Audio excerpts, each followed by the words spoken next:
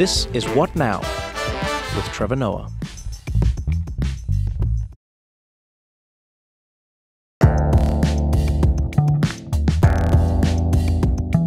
I need to get into MMA.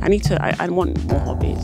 Well, is MMA a hobby? No, to what? Because I've been watching football's the Premiership is depressing for a well, United the fan. Premiership is not depressing. For a United fan. There we go. Say it with your chest. Say it with your chest. It's a hard time. I've been introducing. So I have all these Man U kits for the kids because one of my good friends sent them Femi, and he's Nigerian. So he's like, there was a time when this meant excellence, and he's like, I feel ashamed that I'm sending you your kids this thing that means they're losers. I mean, it's the same as when you get the outfit of a fighter and they get popped for steroids that week, and you're like, I already ordered the. Wait. Fighters have kits?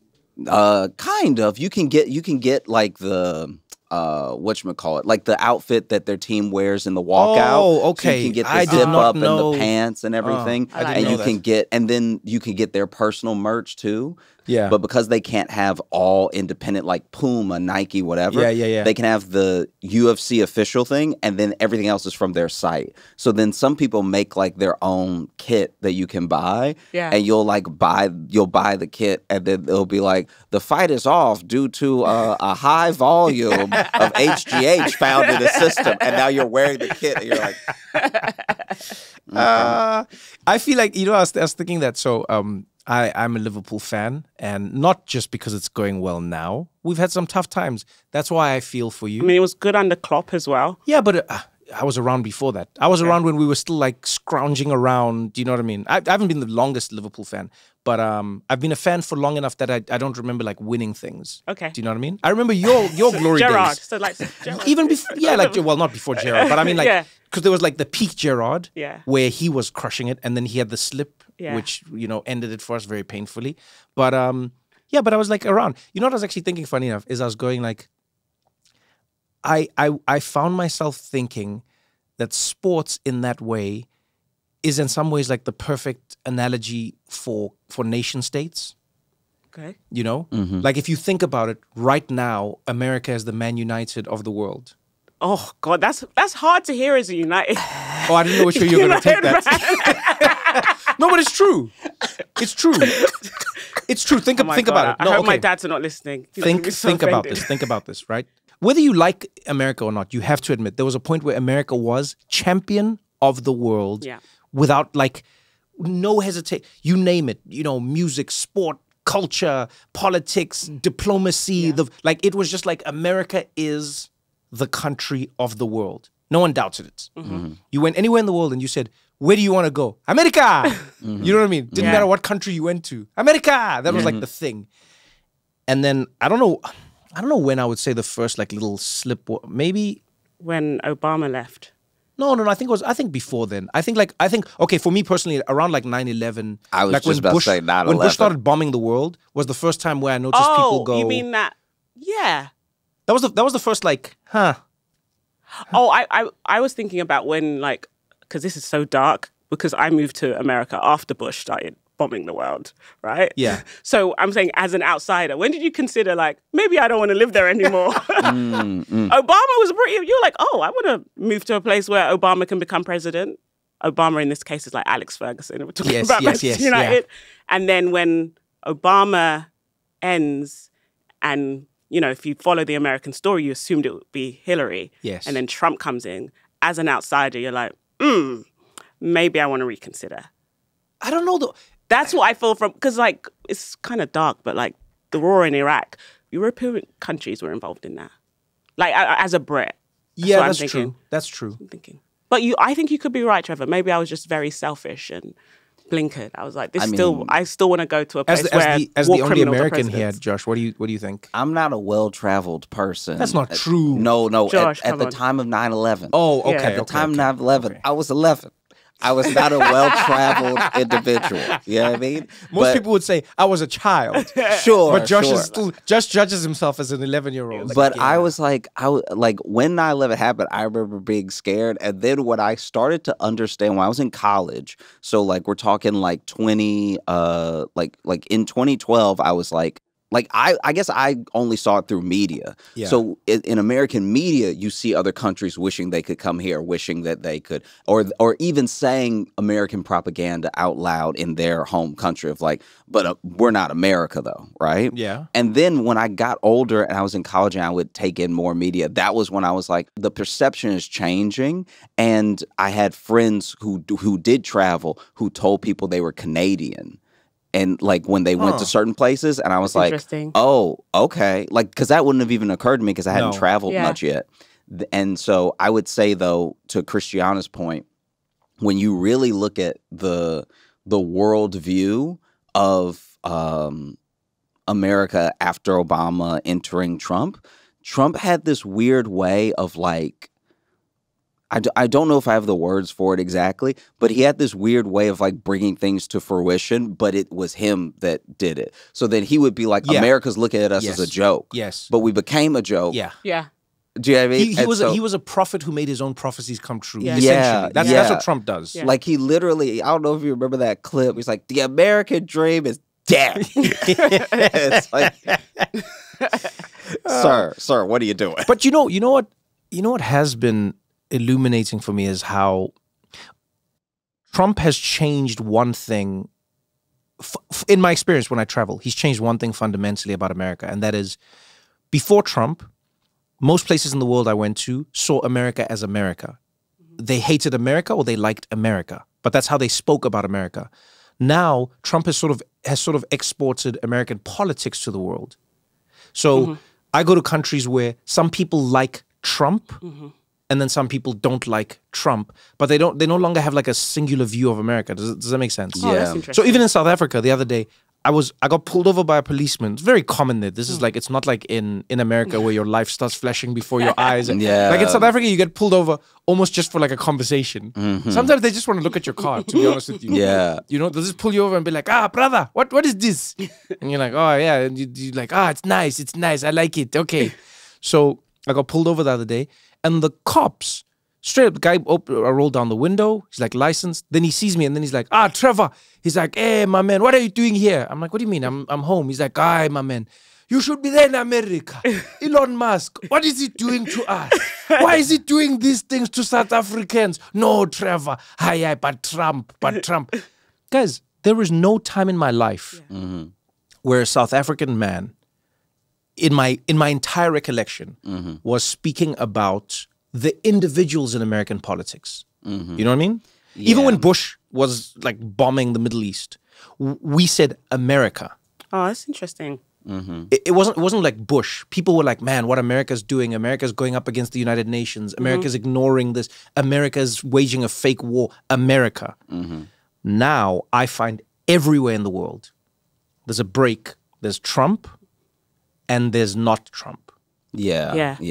I think Obama did that, but in a different way. Obama made America look so cool and like it could like remake itself in a certain way. Yeah. Because I remember there was like years ago when he was the first time he ran, and they did like a poll in Europe about if Obama ran versus, I think it was McCain or whoever was the first time.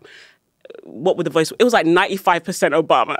Like for the rest of the world, it was a no-brainer. Like, this guy is great. His wife is beautiful. I love that Europe, like, who has never had like a black president. Yeah. They don't want their own one. They want the American one. They were like, well, of course it makes sense. It's time to have some change, you know. How can America not have? And then you're like, what about you guys? Oh, yeah, let's calm down. Yeah, no, it feels like dating in high school where there's always that one person that's like, oh, you're so sweet and you'll find someone. Like, what about you? Oh!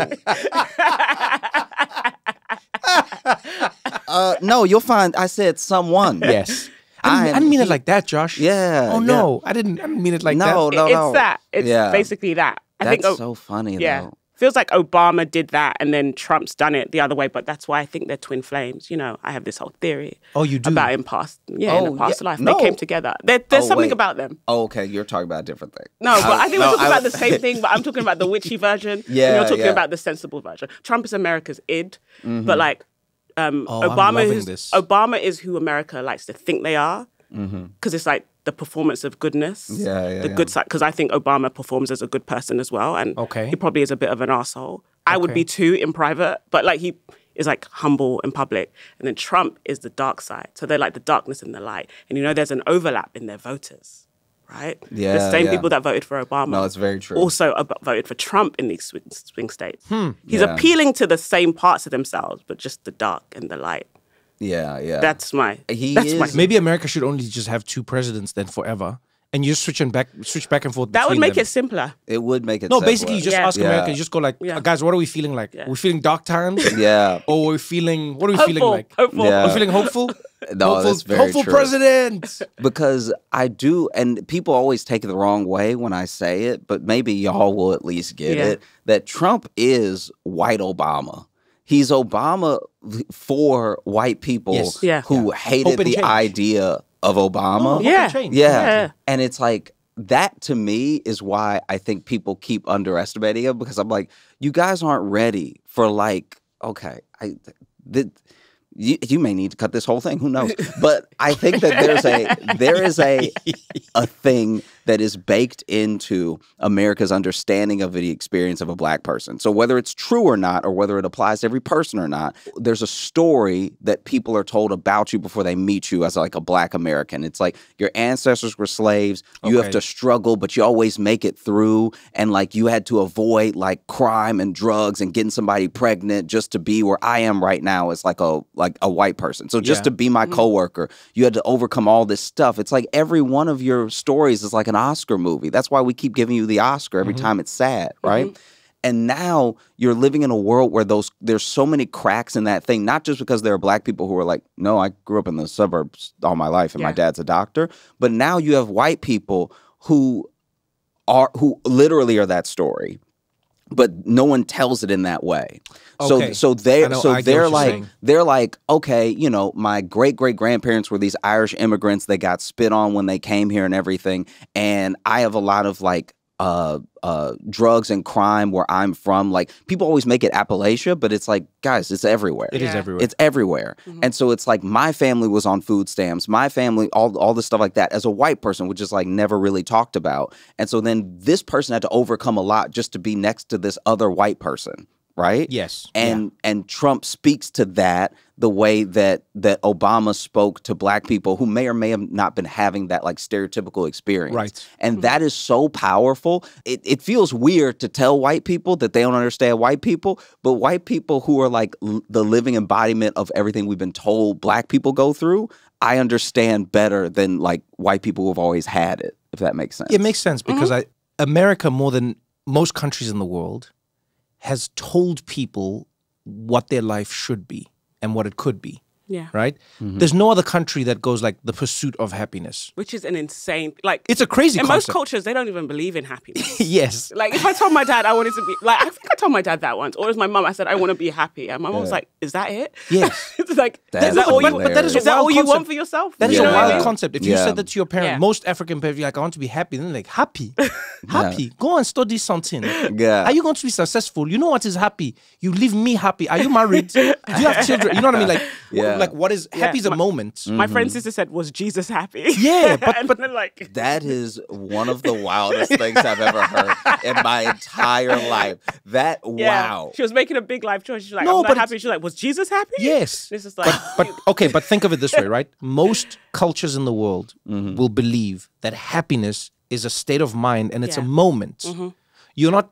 You are happy. You're not like permanently in a state of happiness. Yeah. Does that make sense? And you shouldn't pursue it. It's like pursuing pleasure. It's kind of decadent, it is. Right? It is. Right? But America's the only country that did that. And so in many ways, you have a country where they've told you what is supposed to happen to you, what you're supposed to experience. And so if you're not experiencing that, you're butting up against it. So it's like, it's the, 14-day money-back guarantee. think about how many people in America are going, but this is not what I was promised. And to your point, exactly what you're saying, Trump is going, you haven't gotten your delivery. You haven't gotten the service. You know what I mean? You're supposed to get this thing. Yeah. But you haven't gotten it. And then those people are standing up. And then other white people are like, but why don't they just? And it's like, yeah, you say that. But these white people are going, why has it not happened for me? And Obama did the same thing. Yeah. He said, America has failed on its promise, but yes, we can. Yes, we can. He was very, it's the same. And it's like, it's the dark or the light. Yes. But the people, whenever I say white Obama, everyone's mad. Everybody's like, rightfully what do you so. mean? Yeah. What are you talking about? I'm like, yeah, but and then I explain the whole thing. They're like, no, and I'm like, I understand. No, because you lead, Josh. If you start with white Obama, I can see people immediately viscerally. Look, in the world of stand-up, it's brilliant as a premise, as like a concept. But obviously, most of the time, a great premise in stand-up is terrible for regular conversation. In real life, that's fair. Because imagine if you came to somebody and you're like, in many ways, he's like Muslim Jesus. People are like, I'm sorry, what did you say?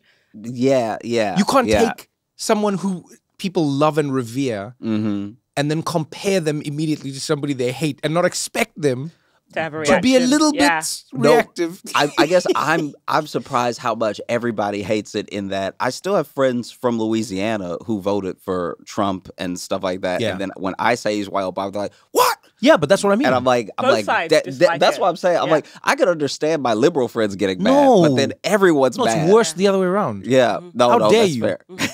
You gonna call this man white Obama? But can I tell you, he is doing everything. Trump is doing everything that they told us a black president would do. Yes. This man has his own coin 2 days before, and then fleecing everybody, and then it dips, and he don't even mention it. They asked him in the press conference when he already I won't say promising, but when he's already jump starting this like $500 billion project for all of these AI CEOs before DeepSeek comes out, and they're like, what about your coin? And he's like, I don't know, how much did it make? And then they tell me, he's like, oh, that's peanuts to these guys. I'm like, why are you letting this dude deflect in real time? That's a pimp move, to just be like, I don't know who stole from you while holding the bag. That's crazy. I have been surprised, might be the wrong word, but it's the only one I can think of right now. I've been surprised at how, just like, the lack of robustness in America's systems. Like the Do you know what I mean? institutions. Yeah, you take for granted how much of America is run like the game of golf. It's just an agreement. Yeah. You're going to keep your score, right? You'll tell us where your ball landed, right? Yeah, of course. Yeah. And you're not going to move the ball when you get there, right? No. All right, and you keep your own score. Think about how crazy golf is as a game. Everyone is out there competing against each other. Everyone keeps their own score. Yeah. You hit the ball, it goes somewhere. You then tell people where your ball was. If you move it, nobody knows. Which, by the way, fun fact, Trump does all the time. Yeah. Of course he in does. actual golf. Of course he does. In actual golf, right? Yeah. 100%. He would. You don't move the ball if you do. But all of this, and people keep their own scores, and the game is basically run. There's all the rules, but a lot of the game is just a handshake. Yeah. It's a gentleman's agreement. And I've been surprised to see how much of America is just a gentleman's agreement. Also, I mean, I'm saying this as a Brit, how much is just ultimately resolved in court, and then there's a different court. So then it goes to a court in like this district says... No, America just sues itself. Yeah, it just keeps suing. And then it's always the judges who are like, I'll take you to court. Yeah, I'll take you to court. So Trump does a thing, and then now I've realized, just wait to see what happens in court. You have to wait for the final court, though. It's like, which court does it go to? And then it's frozen because there's something that happens in court. So I'm like, I'm not saying not being a president is powerful, because we've seen how much it can shape the world. But now I'm like, oh, everything happens in court in this country. Yes. It's like the judges... Yeah. I think also for your analogy of like the gentleman's agreement thing, it's like that's also how our corruption is supposed to work. So when you're playing golf and you're keeping your own score and you're not going to move the ball, everybody moves it a little bit. Trump moves it out of the water. Yeah, actually, like that. No, we you're all not wrong. watched it go in the water, and then he dove in. Well, he didn't dive, but he got someone to dive in, hand him the ball, and then he threw it in the green. And then he goes, that's where my ball was the whole time. And then because we don't really understand how to like combat that, we're like, I guess that's where his ball was the whole time. Maybe I'm crazy. That's a great addition to the analogy. I thought it went to the water. And so then, because admittedly with Dems and Republicans, there's always been the understanding, the gentleman's agreement of like, I'm gonna move my ball a little bit. We'll both say I won't move my ball at all, but I'll move it a little bit. Yeah, I'm gonna move to the bank after I've been running banks. I'm gonna move to the defense contract after running.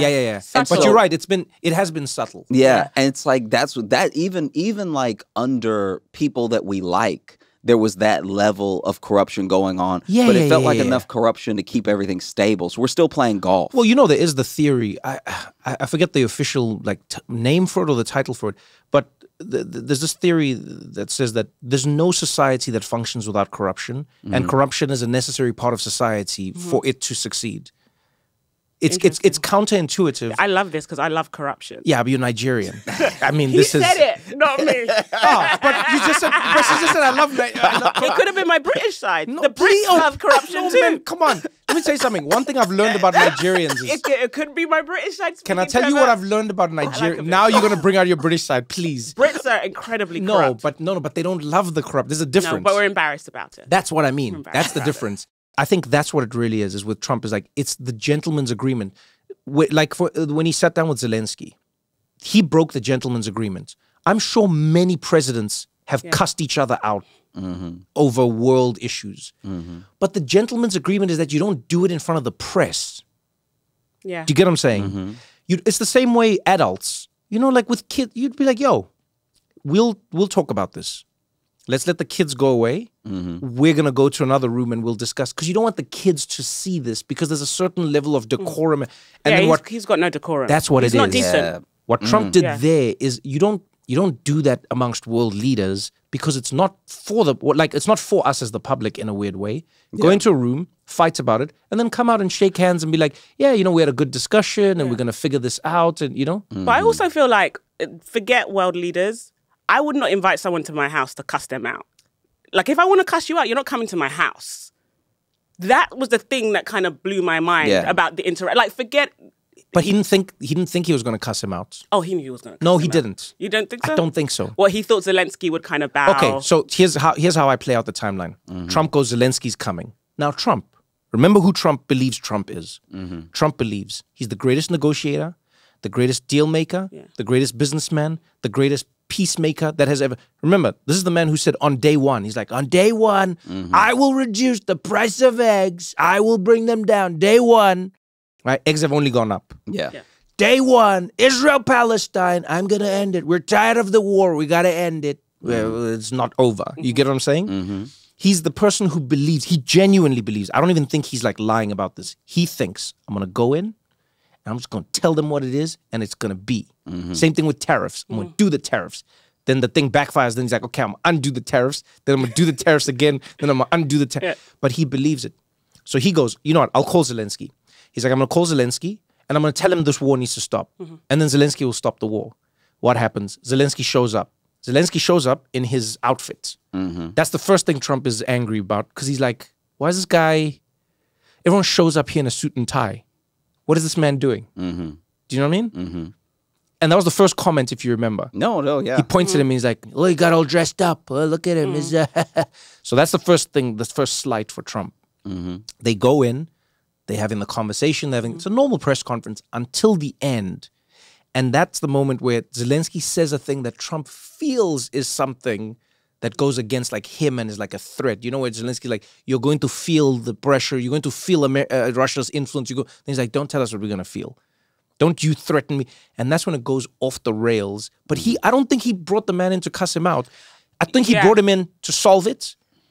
And then this little man didn't come in scrounging in front of him. Yeah, no, I think some of the reaction to it, though, is just like, people are surprised to see someone cuss someone out in their house. Yeah, forget now, to your point, forget them being... To your point? As a group of men, someone came to your house and you cussed them out. That is like, just on a purely human level. Yeah, decorum. And he's got none. I'll pitch you both this. I think that none of this would have happened if Zelensky had shown up maybe 2 weeks to a month earlier.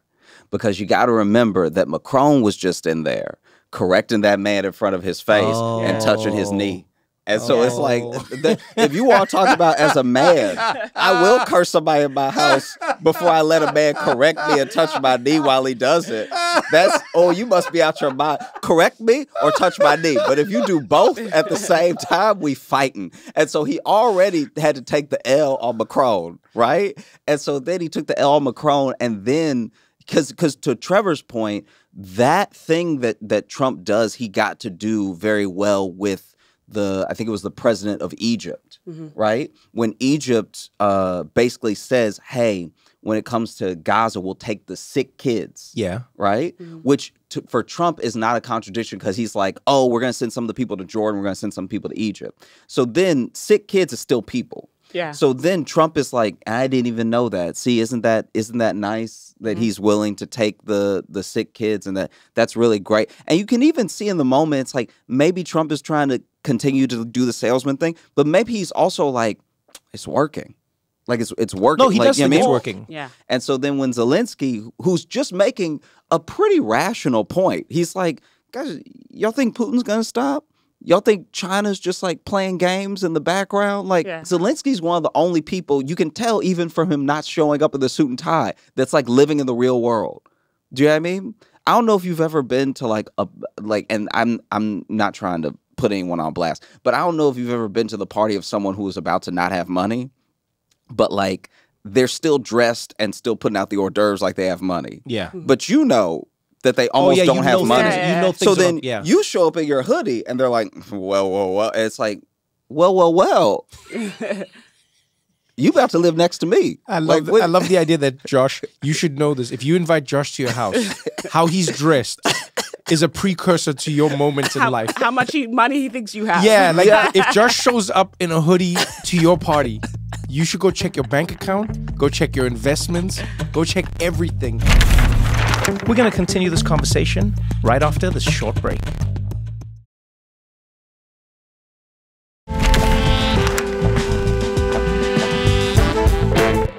The most important news in the world right now, across every country, is that Christiana had another baby. Before we get into it, because I want to know all the details. And I have many questions for you, by the way, which I've been saving. Oh? Many questions. Okay.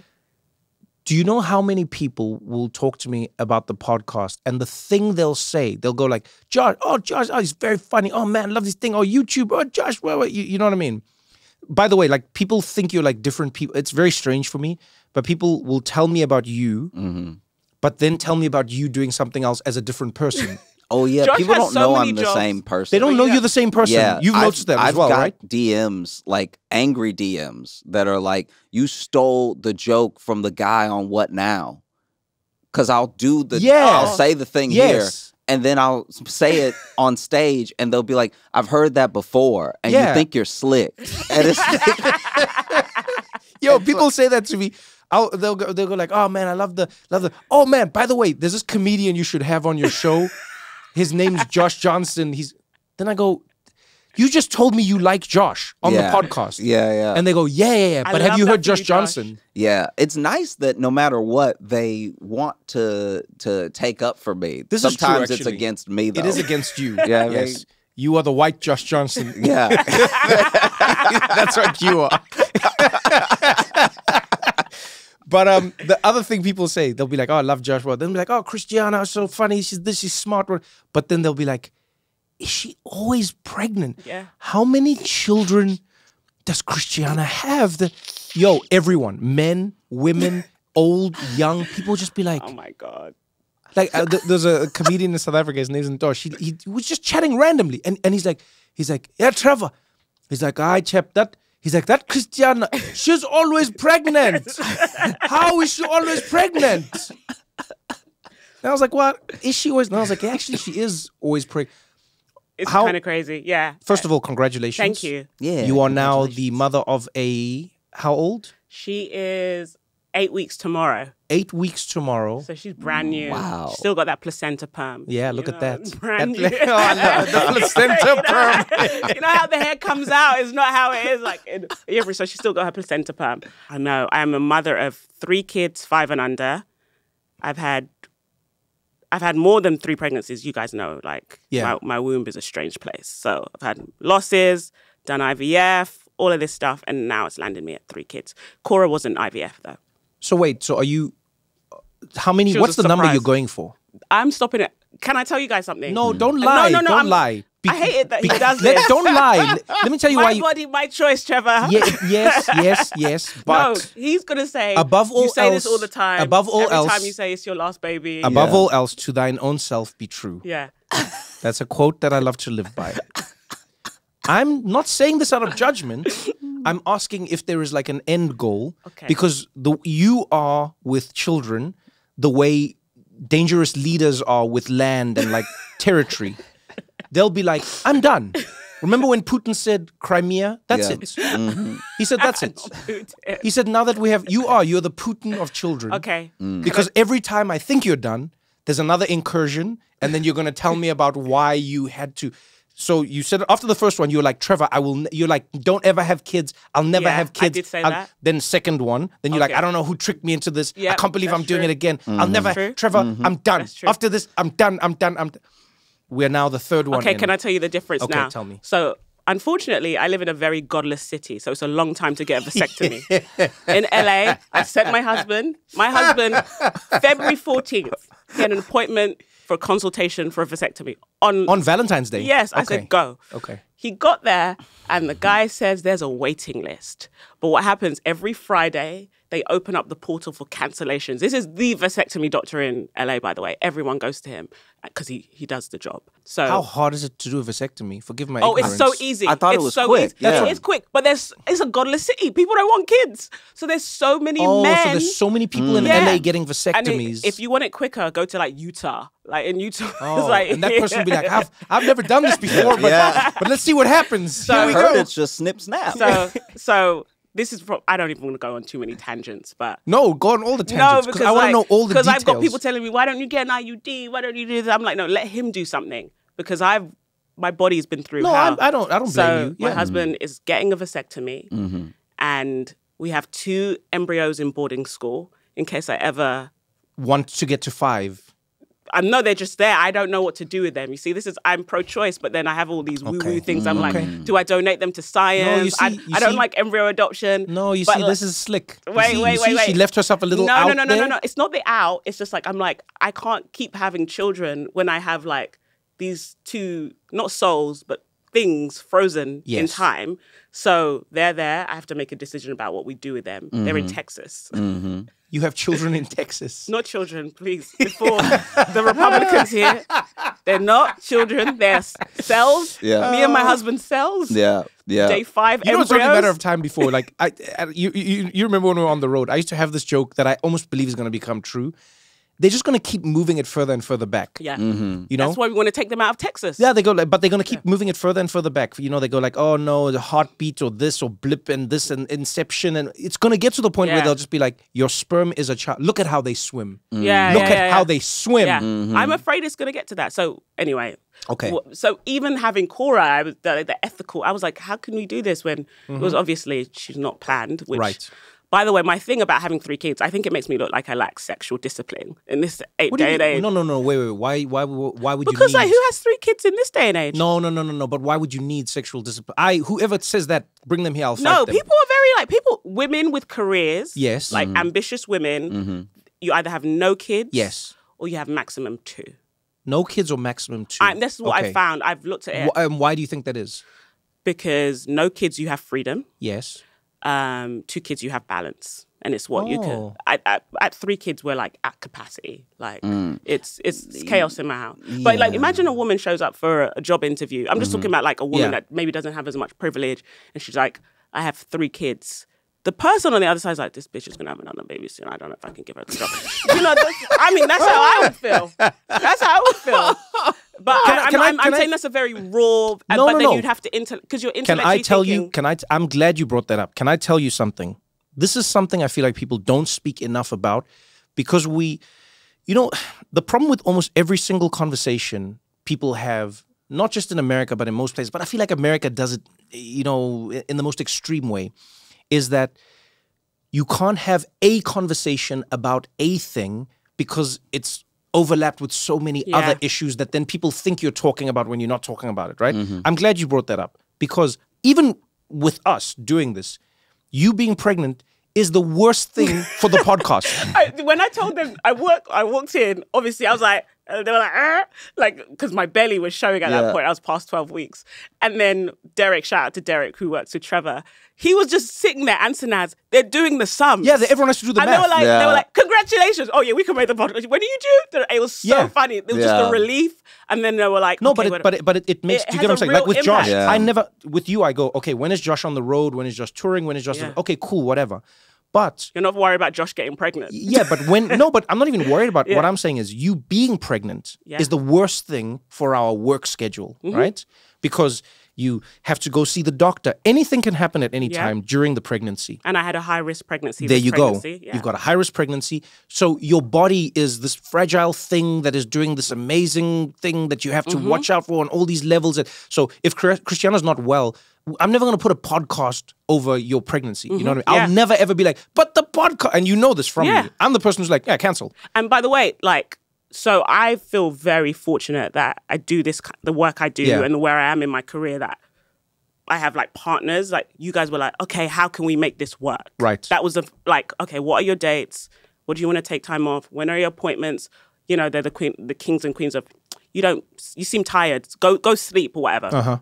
But most women don't work in environments that are like that. Yeah, but it's like, you're getting fired, you're getting demoted, you're taking time off, you're coming back at a lower level, you're already like postpartum. It's the worst thing you can do for your career, having a baby. So that's the truth, but no one says that. That's what I mean. We don't talk about these things because people feel like you're conceding something that they don't want to concede, right? Having a child is terrible for your career. Having a child is also terrible for the work environment, like for the actual, for your company, your office. It's not great for them. It's bad for the dads too, by the way, because a dad is like, I want to spend more time with my kids. Yes, like, it's just bad. It's bad. It's a good dad. A good dad. A good dad. Can I tell you the men that you would not know had children? You'll be in a fantasy league with them and not know they have a child. You will know their #1 seed and not know that they have a child.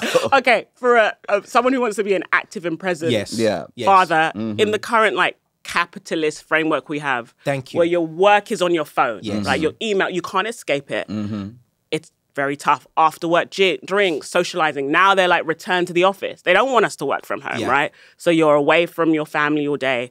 If you're a man that wants to see your kids and be present, it's bad for you as well. But I think and it's an argument, a conversation me and Lewis have a lot. The woman, you take on the actual physical brunt of the pregnancy, the emotional, physical labor, the hormones. It's felt like you're being invaded. I find pregnancy very disembodying. I'm not one of these women like, it's the most beautiful time in my life. I was glow. I feel like shit. Like I don't enjoy it. And I've had rough pregnancies. My last birth was my favorite birth. I felt really powerful. I knew what I wanted. Like I felt very confident. Oh, that's amazing. Yeah, and it was just like I'd done it enough times before to be like listened to, and postpartum was, I couldn't even really dwell on it because I have two other children. But for a lot of women, it's this earthquake and you're constantly feeling aftershocks. And whatever decision you make, right, whether you decide to stay at home with your children or also work as well, you don't have the support for the most part. Like I find my friends that are stay-at-home mums, they live really isolating existences and they do work that's not respected. You know? I've been experiencing this through different lenses and in different ways. So I've gotten to experience the professional side of it with you, you know, pregnancy and a woman having children in the work environment, which I've loved. Like because anything that gives me insight, I love. Yeah. You know what I mean? Like if I was in that plane that flipped over, I would love it because I've always wanted to be in a plane that crashes, but I would like to experience it and then come out on the other side. Does that make sense? So if I don't live, it's concerning, but it makes sense. No, what I mean is like, I love things that give me insights. Yeah. So what is it like? Oh, I now know what it's like. You've seen it up close multiple times now. Yes, exactly. Right. So, but then one of my best friends and his wife, they just had twins. Right. Yeah, yeah, oof, indeed. And like there've been some days where there's nobody to look after the twins. I don't know how many months old they are, but they're like tiny. They don't walk. They don't do anything. They're still in like that. You know what I mean? Yeah. They're like blobby. They can hold their they don't do anything. They can hold their necks up. They can their necks are now they're able to hold their necks up. But they're infants, definitely. Yeah, they're infants. And some days it'll be like me and him looking after them, right? For hours on end. And the other day we were sitting together. And we're just like rotating the babies. And he like broke his back many years ago. And then now carrying the babies and the stroller and the back injury came back. So for like a week, he couldn't carry babies. Oh my God. So now I'm helping him with both of the babies and I'm running around. But there was a point where we were sitting together. And you know what this is like, you know, but the babies start like crying in a rotation. I call it witching hour. Yeah. So just as one baby starts crying, it cries. You finally figure out what it is. Maybe it wanted to be rocked. Maybe it wanted to be fed. Maybe it wanted to be burped. Maybe it just wanted to move. Sometimes they just want to stand up. Sometimes babies just don't like you to sit down. This is what I've learned. Like babies are like, why are you sitting? Like babies should be bosses in every office in the world. They do not tolerate sedentary lifestyles. Babies are just like, why are you sitting? Then you're like, what do you mean? I'm chilling. The baby's like, nah. Then you stand, then the baby's like, yeah, this is good. I like this. I like this. Yeah. That's all the baby's doing. Yeah. You finally get the baby to chill or sleep. And then the other baby's like, all right, my turn. Let's see what we can do with this. So we're in this spiral. We're in this thing. I'm rocking, singing, burping, bumping, jumping, doing everything with these babies. And I think like 2 hours in, I looked at him and I said, yo, how much longer do we have? And he said, what do you mean? We're the whole day. And then I looked at him and I said, how do women, how do they exist? And what I mean by how do women exist is, I don't understand how we've created a system where we act like that is not happening to everyone. Yeah. Most people, especially in America, cannot afford childcare. No. They don't have support. They don't have systems. They don't have, so they're leaving their kids at home at a young age if they get to that age where they can. Or some people are like bringing the kid with them where they can and how they, but I don't understand how we're going to live in a world where we, on the one hand, tell people, hey, the birth rate is dropping. We need to have more kids. Why aren't we having kids? This is not sustainable. But then on the other hand, not support the very same people who need to have the kids to sustain a population. And let's not even talk about, and I think this is around the Western world, the housing crisis is so expensive. No, it's all of it. Schools aren't good. Private schools are super expensive. So it's just like everything is working against you. And then I'd say like on a really, maybe it's like, I don't think it's vain. For a long time, you don't feel like yourself in your body. You have this baby, you're lumpy, you're soft, you don't feel sexy. Do you know what I mean? It's like you're scrolling Instagram and you're like, you know, Ozempic, everyone's very hot and thin right now. And you're just like, I feel like blah. Can I tell you, just as an aside, two things. One, I still think GLP-1 slash that whole world is unlocking something deep in humanity that we haven't even we haven't tapped into. I think it's unhacking a lot of the hacking that has happened to us. Right? Yeah. And if you're listening to this, I'm not saying like go and take Ozempic or all of these things, but I genuinely believe that almost everyone in society in some way should be on it, because I feel like in the same way that microplastics are everywhere now, I think we've all been like poisoned by foods that have hacked our systems. And I think these drugs are the first things that are undoing a lot of that hacking. Yeah. I don't know how long, you know, it'll last and how people will feel good. I'm not endorsing it in any way, but I just think GLP-1 in particular. But have you seen how now, like, big food companies, you know, for lack of a better term, fast food companies and then chips and snacks and all of that, have you seen that they're working on GLP-1 blockers in their food?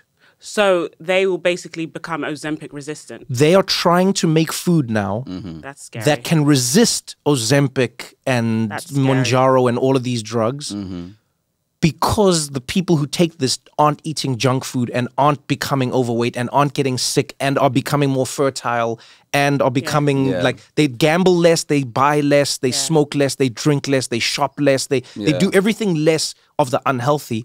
And because of that, they're actually going to make food that is going to block the block so that they can get you back into that. Sorry, that's just like... I wonder what that's going to do to people who really weren't in this at all. Like if you if you just like regular Doritos and you aren't going anywhere near Ozempic, are you going to be like, look, I'll do anything for you might be like, are you gonna lose your mind? You or might be crack hungry actually. Feel it? Yeah, that's no, you actually might be crack hungry because GLP-1 is produced naturally, as I understand it, right? So it's something that your gut is supposed to produce when you are full. Most food hacks that feeling, but if you have a healthy gut, your stomach tells you, okay, you're full. So now to your point, if it blocks that, we might get like crack Doritos now. Yeah, this is what makes me feel crazy. You brought children into this world. Well, I think how could you? The worst thing is being like postpartum in the age of Ozempic, because like I think I've been through like the entire life cycle. So when I had OB in 2020, then it was COVID, but it was a wave of body positivity. And everyone was saying, you're not your body. Thank your body for just keeping you alive. Because, you know, the stakes were different. It was like viruses. So you were just like, oh, I've got this thing that keeps me alive. Good for you. It didn't matter how it looked. And now the algorithm is just feeding me, oh, you're postpartum, how to get your body back. Basically eating disorder content, like 100%. Lean is law. It's like, the timeline does look different because so many people are on GLP-1s, and you look at the red carpet from the Oscars or the Grammys and you're like, people look really different. And like everyone is on it. So there's also being a woman that's just had a baby in a very different cultural space where a maternal body is like no one wants to see evidence that you've had babies. We hate those bodies. It's a mum bod. It's so rude, right? You know what's funny is that there's a dad bod, but we don't even have the baby. I mean, Trevor! It's true though. It's pretty funny.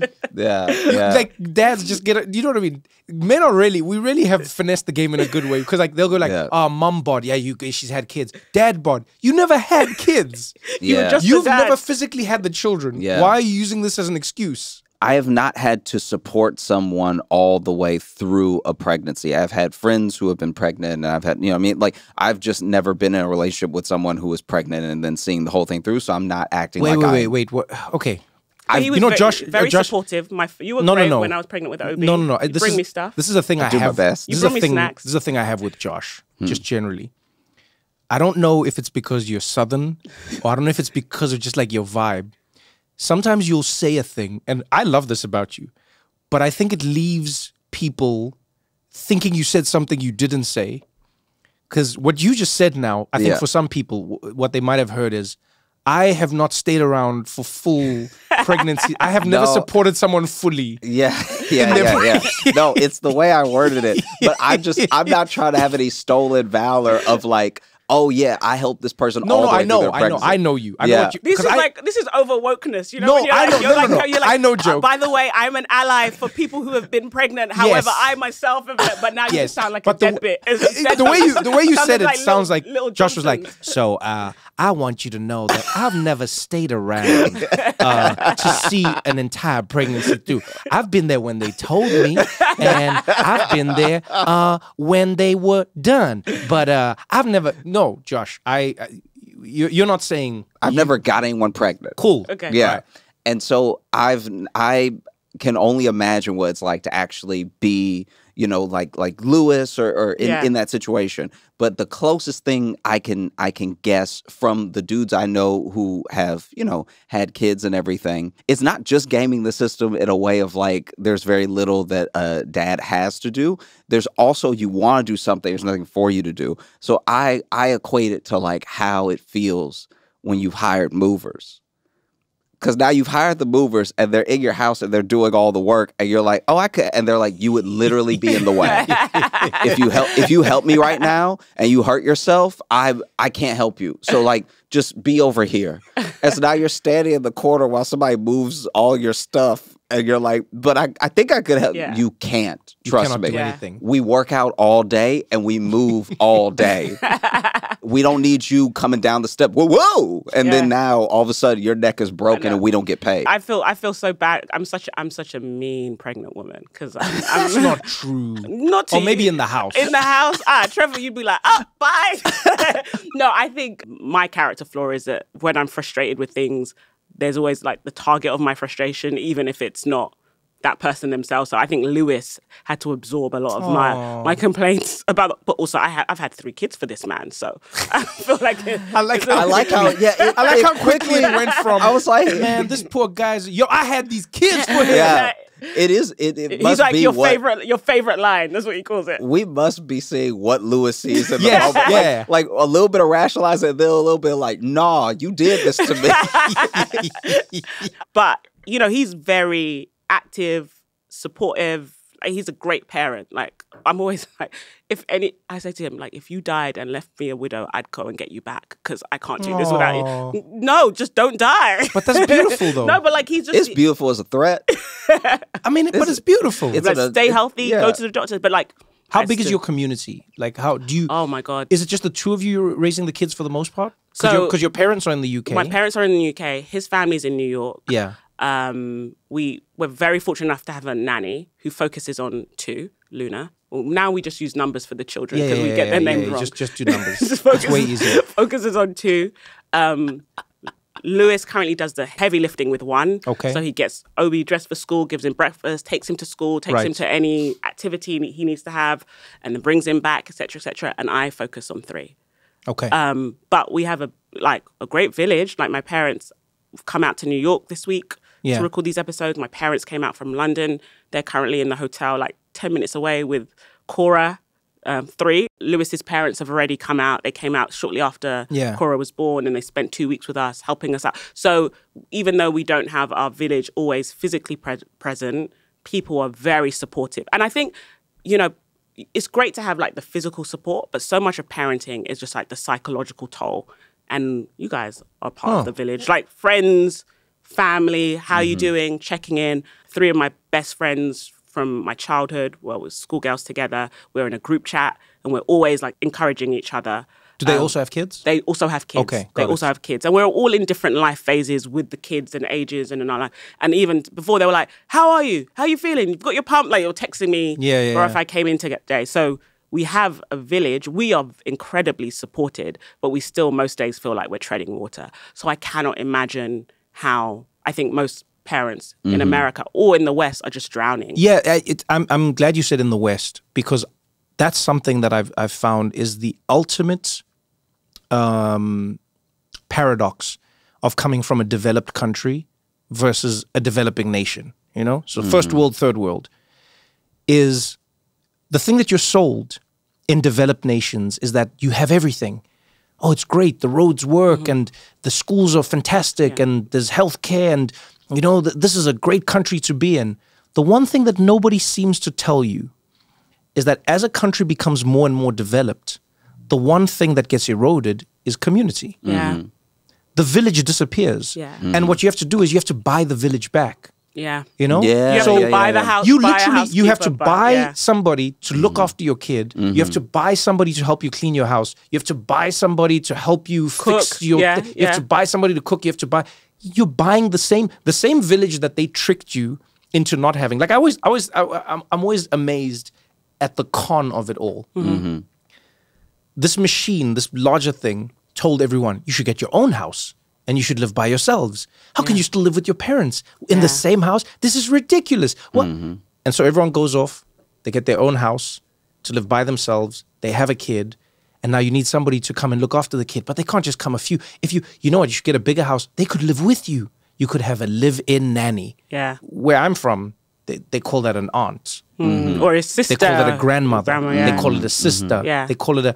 And in the West, that's one of the biggest things I've realized is every time people bring up statistics of how birth rates are declining in the West, I'm amazed at how people never seem to want to talk about the fact that the West doesn't encourage people to have kids. And what I mean by encourage is not telling people to do it, but encouraging is facilitating, I think, in many ways. Yes. So I remember years ago when we had this conversation for the first time of like being careful not to let people convince you need to like buy the people you need and stuff like that. Because at the end of the day, this person you pay, this person you pay, this person you pay, none of them would like come and get you. Yeah. Like, that's not who you call. I mean, it's like, no, I just want your kid. I'm not going to come get you from a bar. Yeah. Because they're not your friends. Yeah, they're not. And so... They can become, in some ways, over time, but yes. And so then there's like that specific aspect which I've tried to like apply to my life, and I've tried to tell as many people as possible, like, hey, this could be a friend, because that's what we're doing with AI now. Like, there's literally like AI friends in a way. I'm like, guys, come on. Try it with a person. You know what I mean? It won't be perfect. But then the other thing that you both have sort of like helped me contextualize for the first time is that like it's amazing that business is able to do the things that people think are impossible in their own life. So your Doritos, your Lay's, your whatever. You see Ozempic. Everyone says that everybody's on it, but a lot of people can't even afford it. All people, essentially. Yeah. And so it's like, this is just the first like 2% of what we're going to see from these drugs. And already they're like, okay, then we need blockers. We need blockers so that by the time the poors can afford it, it won't even work, right? Yeah. And that thing is like seeing a need and addressing it immediately. Whereas like with people, they're telling us you should have kids, there's a birth decline, everything. It's like, well, then as a business, don't you think that it would benefit you as quickly as possible to institute some sort of like maternity, paternity leave, to have these systems set up in your business so that way the next crop of people that you hire will be comfortable having a kid, and now you have more employees for the future. But everyone is like so compounded on and because we were made to be cogs, not like people. Like if you talk about the birth rate, and only some people care about the birth rate, the rest of people talking about the birth rate care about the supply.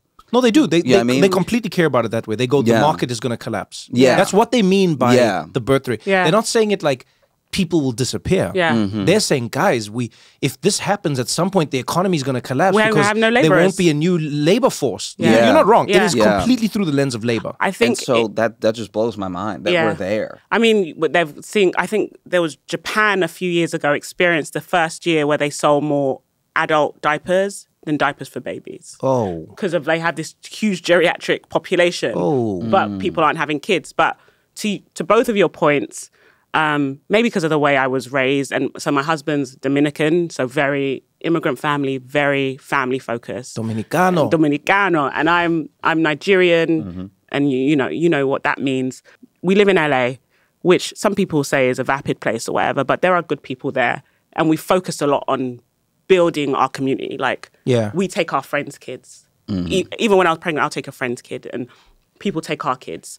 And one thing I will say in this postpartum period, spending time with other people and being active in trying to build that community, it paid dividends in small ways. There was a mum at OB school who sent me a text, and she was like, "I've dropped something at your door." Aww. Like it was like a very sweet, big up Lane.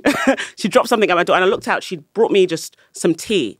I had another friend, my friend Chris. She was just like, "I'm in the neighborhood," and she bought food like that you can heat up and stuff like that. And then Cora's godparents, Dara and Emmy, they came by, just held the baby for a bit.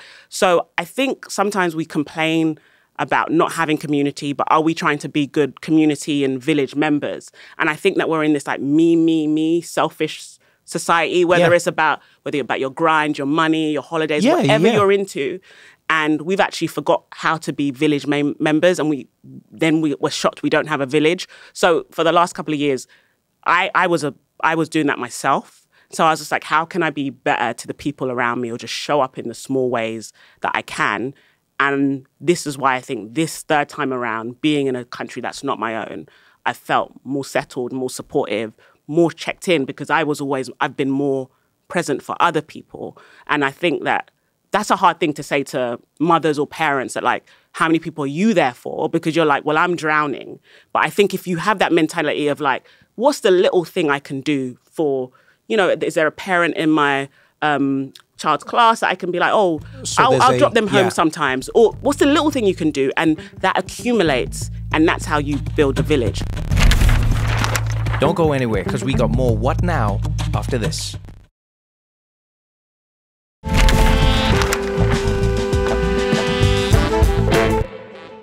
So there's a paradoxical idea that is very difficult for people to accept, but it is almost unanimously agreed on as being true. And that is that over time, load starts to like level off if it was a curve. You know what I mean? So If you're looking after a child, it's a lot of work. If you're looking after 2 children, it's more work. 3 children, it's work. It's weird, but at some point, the work doesn't actually increase, at the same rates. You know what I mean? So it's not jumping. Are you pitching me to have more kids? Trevor? No. But surprisingly, it really isn't. It isn't jumping in the same way. Yeah. Now, costs might jump, and don't get me wrong on that side. But like, think of it this way. I love that you said that. We live in a world where everyone thinks, and I understand why people think this. Everyone thinks that they're doing it alone. Right? So you're grinding alone, you're running alone, you're having a baby alone, you everything you think you're doing alone. You really do think you're doing it alone. And the world, I think, tells you you're doing it alone. And then part of the way it does it to you, I feel, is it tricks us into rewarding us alone. I think that's like a key thing as well. Mm-hmm. Personal bonuses. Yeah, it's a personal bonus, and it's like it's a private thing, and it's your money, Mm-hmm. But if you, to your point, took on a little more load in your world for somebody else, you don't realize how you've given them 1,000 times more space, right? So let's say a couple has their kids and they say to all the parents in their group, hey, send your kids on every Thursday. We'll look after everyone's kids if you want. Mm-hmm. Like we're going to host like a little mini kindergarten type thing. Now, don't get me wrong. You might hate your Thursdays. Mm-hmm. You might be like, okay, this is war. Here we go. The invasion begins, 6 p.m. It's on. We hate our lives. But the amount of space you've created for the other, let's say, 5 families that have dropped off their kids, it scales exponentially, like way beyond what you are receiving as load. Does that make sense? Yeah, for sure. Right? Mm-hmm. They get to go off. They get to have a couple's date. They get to go work more if they need to. They get to go sleep. They get to do something. But if everyone is doing that on every day, that's true. All of a sudden you're in a world where which we should be trying to get back to, which is what we had when we were growing up. I know our parents had a tough time in South Africa. I know they did. But I can tell you they didn't have as tough a time, contrary to what people may believe. Because you might think coming from a third world country means you'll have a harder time raising kids. I actually think a lot of it was easier because the load was always shared. The load was always shared. It's so funny you say that about like community. Right now, I'd say one of the most invaluable members of my community is my god sister, Emily. Yeah. She moved in with us in January. And when I told like just strangers that, oh yeah, my god sister's going to move in with us, people are like, why would you want someone in the early 20s? That's so weird. Like, I was like, yeah, she's coming out to LA. She's got a job. I'm like, I love her to bits. I love her parents. Just like, let her come live with us. And it's so, now I see the benefits of like intergenerational households. Yeah, because now Obi has someone to look to. Yes. Who's not as old as. Yes. Because he was like, what are you? You're not a grown up. Like he doesn't even know what this thing is. She's like, he was like, well, I am a grown up, but I'm a young grown up. So he has this thing to look to that he can play with, is like a pressure relief valve. Right. I just have a sister in the house. Do you know what I mean? Mm-hmm. And then she has like an older sister and older brother to kind of look up to ask questions to. And it's changed the rhythm of all of our lives. Like, she's up early in the morning because of the kids. I'm learning about Chapel Rowan and all these crazy people because of her. I'm like, what on earth is... No, but it's like, it's opening my mind. It's expanding my heart. And it's just like, we have a bigger family. Now, there's some cultures where you would never let someone live with you. Yeah. That is not in your... But it's been one of the best things, I think, to happen to all of us. Yes. And then when we had Lewis's parents there, we had like the grandparents, parents. And that's how it's supposed to be. And then I was like, oh, the rhythm where we're living now, where someone's alone or you're having a 2.4 family with 2.5 kids. That is not how it's... We're actually all supposed to be communal and have multiple generations in the same space. And not having that is really bad for us. I think it's the worst thing that we've done. Well, I think about when I was little and staying at my grandparents, if my mom had to go to work or like visiting my aunt or, whatever it was. And then my parents were separated for a little bit. So I go over to my dad's or whatever. And I was like, man, after what you just said and what you've been saying, I'm like, yeah, I spent just enough time with everyone that everyone liked me. Do you know what I mean? I didn't really have enough time to get on anybody's nerves in that way. You weren't a Which burden. is true, by the and way. your mum was a single mum, right? And that's crazy. For a single, my son wasn't a burden. Because if you speak to most single mothers today, they're like, I'm... overwhelmed. I'm drowning. Yeah. And it actually impacts the relationship I have with this kid because I'm always strained and I'm tense. But just having that pressure relief valve, like, I like my kid. To be fair to my mom, it's like her breaks from me were work, but at the same time, sometimes it was just like going to my grandma's for no reason. So it's like, sometimes it was like yeah, her break from me was having to like do her job. But at the same time, there were some times where I was just at my grandparents for no reason, and not no reason, but to spend time with them. And so it's like I was such a mama's boy as well that like by the time she comes to pick me up, I'm so excited and she can be excited because I'm like, Ma. Whereas, ooh, I remember one time, I don't know if my grandparents were sick or what it was, but I couldn't go over there, and it was just us, and I was like, I do talk a lot. And my mom wasn't even yelling at me or anything, but I could see it on her face where I was like, this story is going on. I had to be like 11 or something. I was like, oof, ooh. It was like I was old enough to like recognize in her face. Your what do they call it again? Your self-awareness. Yeah. That's like the age when self-awareness starts to kick in. And I was just like, oh. And I want to get to the end, but she keeps looking at the ground. Oh, yeah. This was your first bombing in front of an audience. Yeah. As a comic, you know that feeling where you're like, should I finish the bit? Should I? Oh, I've lost them. Because if I stop the story right now, I'm going to seem like I have a head injury. Yes. She's going to take me to the hospital. Because I'm like gearing up, and it's like, I don't think the turn is enough. Yeah. Trevor, you were raised like that, right? Yeah, I was completely. The village, compound, all your cousins. Can I tell you, probably one of the biggest things that keeps me afraid of having a kid, especially in America, is I'm like, it doesn't seem like what you'd want a childhood to be. No, it's not. Also because of how they've robbed children of autonomy. Yeah. Like when I was a child, you know what my job was? 99% of the time, go play. That was like my job. That was like my official. If you said to me like, "What is your job?" I'd be like, "I gotta go play." My mom, my grandmother, they would say, "Go outside and play." You go play with other children. You go to the park. You meet the other kids at the park, and you play. The park hierarchy figures itself out. There's a kid that swings the swing too hard. You might fall. You cry. Then you stop crying, and then when I walk past playgrounds today, there's a little prison yard. Yeah. Every parent is watching every kid, like every parent, every parent. They're really surveilled, yeah. You could have 2 parents watching 30 kids. I think you'd be fine. I genuinely think you could be fine. I don't know why people don't have contracts at the park and just be like, all right, guys, who are the 2 parents of the day? Yeah. You just need 2 people Trevor. to We're all afraid of pedophiles. Yeah, but this is a overblown, it's a crazy, do you know how, I've been on this deep dive recently of going down rabbit holes, seeing where our like fears and all these ideas came from. A few kids got kidnapped when the news thought it was the best story. And now everyone's every kid gets kidnapped. No, children don't get kidnapped. But also, who wants to take any kid? I'm not worried about my kids getting kidnapped. The kidnapper will bring them back. The number, and I know someone will be like, what about this kid? No, I'm not saying no kids get kidnapped, but I'm saying for the amount of stress that people have about it. Yeah. Trust me, you could have 2 parents at a park. It's already fenced in. Tell the rest of the parents, go hang out, go have fun, go talk to each other, get to know each other, build your community. Let your kids figure it out. Kids are not... I can't imagine what it would be like watching my child slide down a slide every single time. It's miserable. I would hate them and I would hate myself. Daddy, look. Yeah. Daddy, look again. Yeah. Daddy, look again. Yeah. No, at some point, and I'm not saying that I don't want to see the kids slide ever, but I also want the kid to slide for themselves. I don't want the kid to live in a world where they're only sliding when daddy or mommy's looking. And I also want them to know that, like, you can fall off a slide. Yeah. I'm not going to catch you. There's going to be moments where you're going to fall and you're just going to hit the ground and you're going to bump something and you're going to smack something and you're going to come back with like a bruise. Do you know how nice it was to go home to your parents and they go, what happened? Like, imagine not having that. Yeah, no, because then you have a story. It's amazing. You come home with... Josh is back. But Christiana, I wanted to know something. Like, you keep saying postpartum.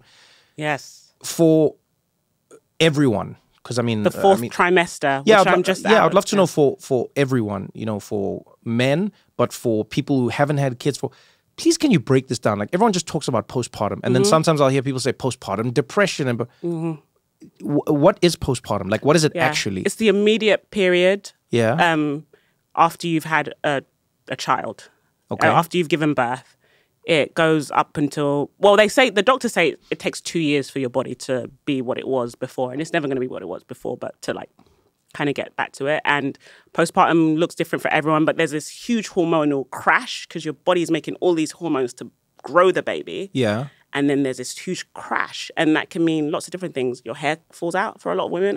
My hair falls out every time. So I have a baby. you lose the or not lose. Your hair have grows. the baby. Yeah, your hair grows in pregnancy. Some of you glowing, your nails. Wow. And then you have the baby, and all of those hormones like progesterone, everything comes down, and I get horrible night sweats.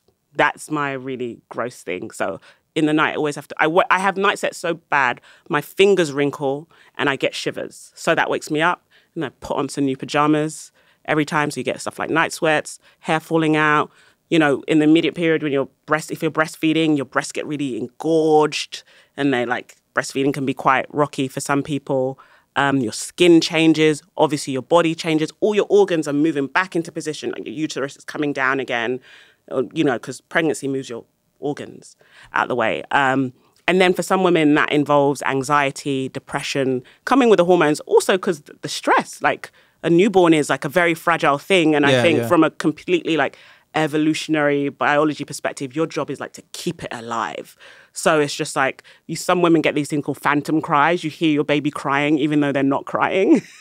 Which happens must suck. You're just like, the baby's crying and your husband's like, no, it's not. But it's just like, it's all of these things at once. And all the research shows that women in cultures who are more supported have less postpartum anxiety. A big thing that actually helped me this time is that our pediatrician, this amazing woman called Dr. Priest, she does home visits. So Dr. Priest would come over and weigh Cora and ask any questions. At home, because before I would have to go to a different facility, go see the pediatrician somewhere else. So I think a big part of what helped my postpartum this time, that our pediatrician would come to the house, that I'd be in my pajamas, she'd do the exam, and then she'd ask me like, how are you doing? And she'd just check in. How's breastfeeding go? Oh, you're not sure about the latch? Have you thought about this? Have you thought about, well, her weight's great. We don't know. Oh, you know, it's just like having the person that was medically supervised to look after my child was a big part and her coming to the home, that changed everything. So I didn't have the postpartum anxiety that I typically have had in the past. And I think I had some of the confidence of a third-time mum. But, you know, postpartum is also a big identity shift, because every time you have a baby, you do go through that shift. And now it's like a new identity as a mum of three. Or as the kid at my kid's school said, Obi's mom, why are you always having babies? Big up to her. So like Obi's mom, why are you always having babies? And for a lot of women, you don't want to just be known as a mother. You still want to feel like yourself, but you have to find a new self every time. And that's very unsettling, you know? So like postpartum is a big thing. And I think it's not necessarily recognized, it's not talked about, and there's a lot of shame around it, because no one wants to feel like they're weak or they're inadequate, you know? And I still think that's, even in the most developed societies or more supportive society, we still haven't figured out how to help women in that next life phase. And that's where I find in traditional cultures, I can speak specifically like in South African ones, a lot of that load is just taken off your shoulders. Yeah. So for instance, one of the big ones is elderly women sort of tell you that you don't know what you're doing. And they're like, it's fine. They don't even give you the whole like, you're supposed to know. Or, no. They're just like, no, bring the kid, bring the baby. You don't know what you're doing. Go sleep. Go sleep. Rest, Go sleep. And then they look after the baby, and someone cooks for you, and another person does your clothes, and they'll like make sure your clothes are clean, and they wash you, and they help you, and they comb your hair. Then they bring the baby back. But the job of elderly women in a lot of like South African society and African society as a whole, they'll just be like, no. Your job was to have the baby. Yeah. Our job as the village is to help you raise the baby now. Yeah. But you relax, you go sleep. I would be intrigued to find out if anyone who grew up in a very traditional society, if they have phantom cries, because I feel like if you know that there are other women looking after the baby, I wonder if your brain can like actually turn off and go like, it's fine. Yeah. They're not crying. And even if they were crying, somebody's there looking after them. Yeah. Well, I like for Obi and for Luna, I did a thing called Omogu, which is in Igbo culture, the 40 days after you have a baby. My mum came, and my dad, being very modern, also joined my mum for this thing. And he said, the first time he did this, like, I can't believe I'm doing this. Women are supposed to do it. But he came out, And they did all of that. Like, they'd made like the pepper soups, and my mum was doing the belly binding and all of that stuff. This time, we didn't do it. But yeah, that whole thing of being really having people around you. There's a TikTok video that's gone super viral of as a group of black women. They drive up to their friend's house. They're playing Girl by Destiny's Child, and they're screaming it. And their friend closes the window and shuts the curtains. And they're like, girl, they're singing the song. They're like, you need to come outside. And they break down the door. Basically, she was postpartum. And she'd been sending these texts about not feeling too good. And they were like, we broke down the door to see her. And I think, like, if you're in a culture where it's not like South Africa or Nigeria or like developing countries where the system is in place, like, your friends need to be willing to like break down the door, like just intrude, you know, like, because in the West, you're so afraid of intruding. Yeah, like, your personal space is overly respected. You know, there's cultures where people just show up to your house. Here you plan. You don't hey, even Josh, go to, are you home? Yeah, you go to a restaurant here. You don't even go to people's house. I think don't be afraid to intrude in those words. Like, you good? You good? You good? Because I think most women and men are afraid to ask for help. So you have to just like do the thing. Don't say, what do you need? Just do a thing. You know what we should do? We'll actually have an episode on we should bring somebody on who like specializes on, I mean, the topic of maternity and because I think there's a lot in it that we could enjoy, because one of the biggest things I've come to realize in having conversations about everything really is you'll be shocked at how many times the thing that you think doesn't affect you completely affects you. You know? So you think, oh, we're talking about pregnancy or postpartum. Most men will go, well, I guess I'm not part of this conversation.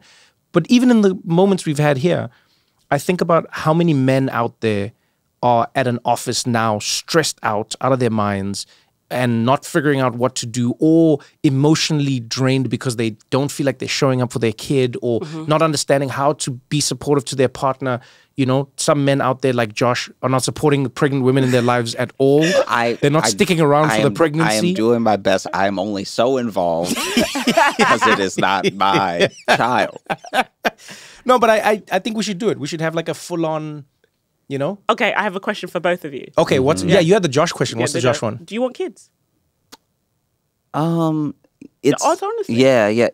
It's tough because I don't think so, and it used to just be my shortcomings as a person that I felt like I needed to figure out, and then it became a little bit of like how the state of the world and everything, which I know is like here and there, like it's never going to be a right time in the world to have a kid or anything.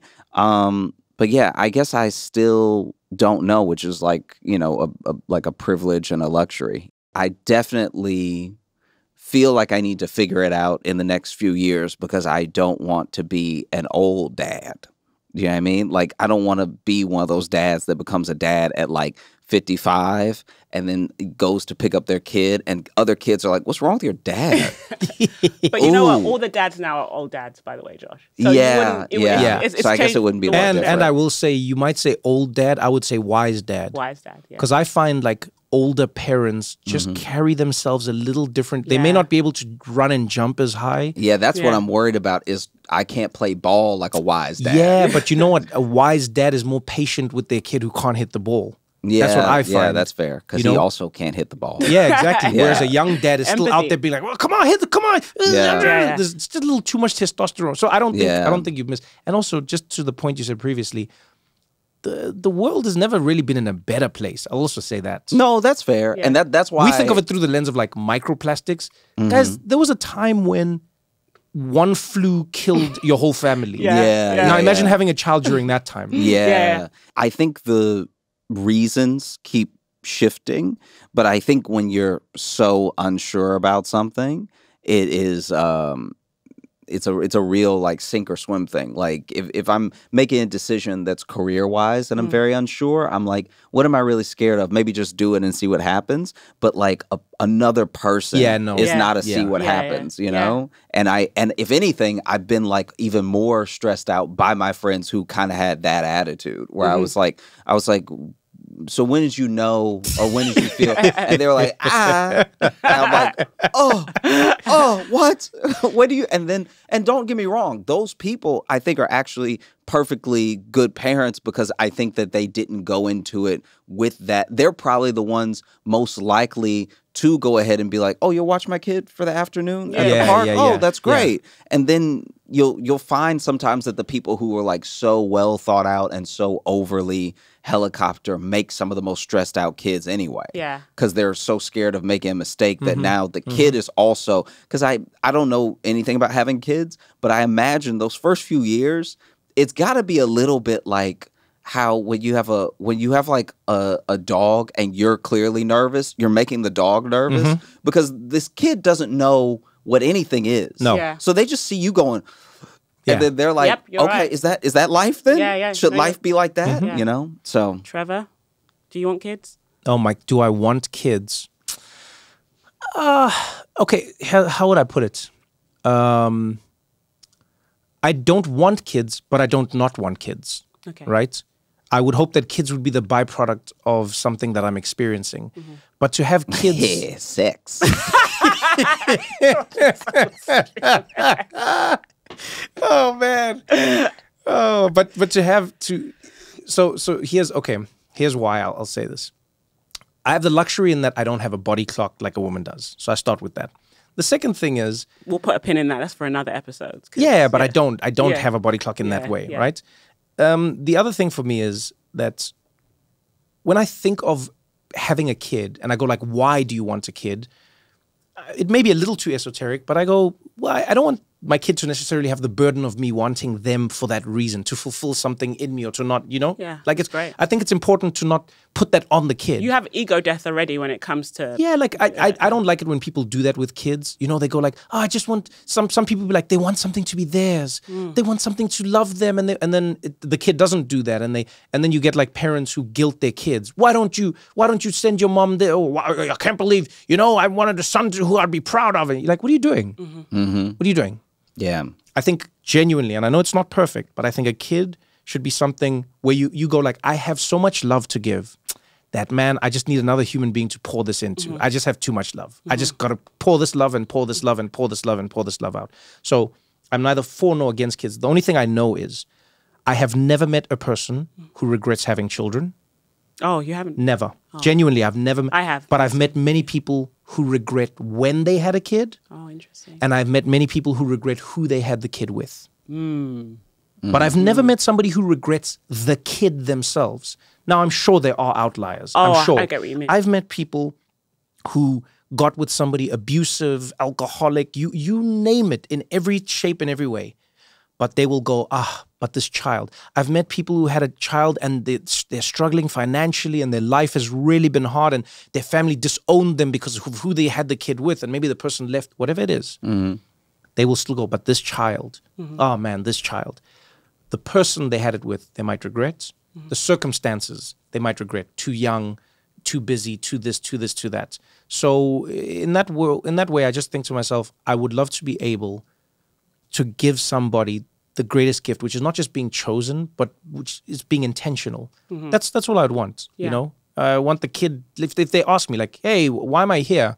I go like, no, because I had excess love to give. And so that's why you're here. Amazing. You know what I mean? I just wanted somebody to love. I think you two will both make great fathers. And I think... This is how she tricks people, Josh. No, wait. I think you make great fathers. And maybe one of the sad things about the world is that I have friends that are like child-free by choice. Yeah. And they'd make the most brilliant mothers and fathers. It's often the people that are making the real calculus, who've done that deep spiritual work, who've like experienced ego death, who make the decision not to be parents, who would make brilliant parents. I agree with you. But at the end of the day, I think I came to a point where I don't see my children as possessions. Maybe this is very Christian mentality. I'm like, they're a gift from God. God has given me them to kind of guide in this world and uncover who they're supposed to be. But they're not just mine. So I don't think you have to have children yourself biologically to parent. To have children. And I feel like if we had a more expansive view of parenting, that the children around us are our collective responsibility. Africa. Yeah. This is literally no, Africa. But it's like, do you want biological children that live in your house? Yeah, is that's the all it deeper is. question. But then it's just like, you can have children via other means, and then because my kids aren't my possessions. I'm just their custodians. I'm here to like guide them. My dream is, and I will also caveat this because I don't want to fall into a Josh Johnson here, but like Michael Jackson messed it up. I'll start with that. Because my dream was always, I was always like, I always wanted to create spaces in my house that would be great for kids that weren't mine. Because I thought it would be fun when my friends' kids come over, that they go like, oh, Uncle Trevor's house, and he's got those video games, and he's got an arcade machine, and I go like, yeah, this is great for them. You know what I mean? I like the fact that, and people go like, but you don't have kids. I'm like, yes, but there will be children in my life, and I think it is cool that I can facilitate this for them in some way, shape, or form. But now, if you are a grown man with no kids, who has a kid's basement full of things. So, No, there are problems. But I will say, though, last thing that I think could be helpful. And this is maybe going to make you take back what you say about me being a good dad. Maybe. Never. Maybe Not it's possible. But this is you know, in a co-parenting situation, especially a situation where kind of like you said, Trevor, people are like, it shouldn't have been this person or something like that. I think that one like sort of olive branch, one thing that you could do is be like, all right, look, let's be honest with each other as like mom and dad. Let's be honest with each other. You don't really want to be here, right? But you could help me out. Every time you are here, it's going to be like a big celebration. It's going to be like, wow, dad's here, blah, blah, blah, right? But because I'm with the kids almost all the time, you have to tell the kids, hey, if you act up, if you disrespect your mom in any way, I can't come in the house. There's just something I don't know. Psychological warfare. It's like I wish I could be there, but you were mean to your mom. Damn, Josh. And so dang, I can't. Don't do that. What I mean? And then now don't do that, Josh. But you know what? You'd make psychological warfare. Now I wouldn't do this because I would want to be there. But I'm saying if you already know this person's a deadbeat, they're not gonna be there anyway. At least game the system a little bit. Be like, I have to move now. You were so mean to your mom. That. Oh my God! Can you imagine? Man. Can you imagine the stress a kid is having? The therapy. My dad didn't come because of me. I didn't do it. But this was fun. Okay. Christiana, congratulations. Thank you. Congratulations. On a third healthy child. Can I tell you, that's the only thing I like, I don't take for granted the health of a mother, the health of a black mother, by the way. Yeah. It's no joke. So I'm happy that your baby's healthy. I'm happy that you are healthy. We're here, huh? Making more people like Christiana. Still making the podcast. Yeah. My favorite thing I learned when I was in Bhutan from a monk was he taught me, he said, one of the hardest things to learn in life is that there will always be storms. But you will never live a full life unless you realize when you are between storms. So he says, like, the greatest joy in life is just learning to know when you are between storms. Because when you're in a storm, you're in a storm. But when you're not in a storm and you don't realize you're not in a storm, then you're not enjoying the fact that you're not in a storm. And so I'm excited because now with Christiana, we're no longer in a storm. She's not pregnant for a while. And so we get to enjoy that for a minute. Not for a while. She's not going to be pregnant again. You know what? I will take it as it comes. And if you get pregnant again, we will celebrate it. But for now, we will enjoy this. This was fun, y'all. Yeah.